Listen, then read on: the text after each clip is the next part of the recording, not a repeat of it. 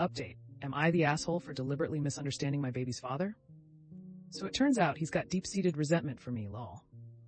He resents me for earning more money than him, being further in my career than he is, not losing my job during COVID like he did, having parents who love and support me, not being a submissive woman, lol, having a present and loving father, not combining our finances, thus making him feel small. So when I last came here, I said I'd asked him to come home and discuss our future with baby, preferably in the presence of a neutral party. He left me on red for a few days, though. I could see he was spying on us through the Ring doorbell and baby's monitor. I disconnected them both, and he finally responded. He came home very irate and rejected my offer to have a neutral facilitator for the conversation. I asked how we're supposed to move forward, and the rant above came out in a full mask-off moment. Any hope I had that you guys were wrong about him died that day. He again rejected the offer to hyphenate baby's surname. Apparently, I'm disrespectful and insolent for refusing to do what's right and give baby their rightful surname. I told him I won't go through the administrative nightmare of having a different surname to my child. And lots of data shows a double-barreled surname is social currency that has positive connotations. Nope, he wouldn't budge. I told him neither would I. Baby either has both our surnames or mine alone. He asked if this was a hill I wanted this relationship to end on, if I was prepared to throw half a decade down the drain over my silly little feminism. I told him I wasn't sure there was anything left to fight for. We broke up. Thankfully, our, in his name, lease expires end of May. I called my dad, and he came to help me back up baby. I messaged him to suggest we still need couples counseling. We need to learn to be co-parents, and they can help us establish a healthy way of doing that. He again said no to that, so my mom wanted to take me and baby on a baby moon holiday after this stressful period, but he would grant permission for me to take baby abroad.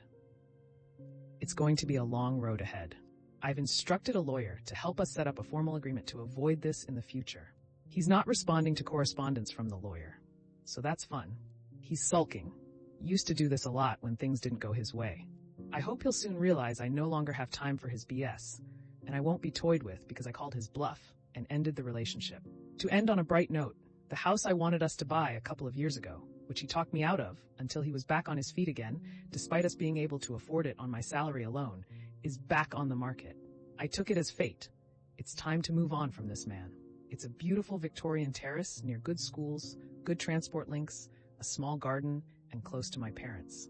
It'd be the perfect home for baby and I. I put in an offer in. Wish me luck. Good luck on everything, and congratulations of taking a step into a new life and setting a boundary and holding it firm. It's hard as hell to do. This internet stranger is proud of you. Good luck on the house.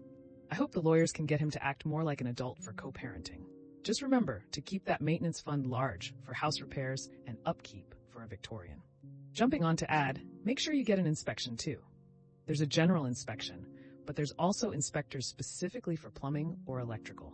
With an old house, I definitely recommend doing them all, especially if there's any possibility the house has been flipped. The worst thing about the red pill BS is that those bozos want all the power and privileges of a traditional family, which wasn't actually the norm for most of human history, despite what red pillers say, without the responsibilities. In the latest season of Fargo, there was a wonderful dialogue exchange that I'm definitely using in the future, lol. So, you want freedom, with no responsibility? Son, there's only one person on Earth who gets that deal. Who? The president. A baby. You're fighting for your right to be a baby. Sounds like you dodged a bullet being financially tied to him with a house. Good luck with your baby. Well, that's another episode of Am I the Asshole in the books. I really appreciate all of you who made it this far into the video. Of course, if you enjoyed this video, it would really help the channel out a lot if you gave the video a thumbs up, subscribe, or leave a comment down below. I hope that you enjoyed it, and I'll see you next time.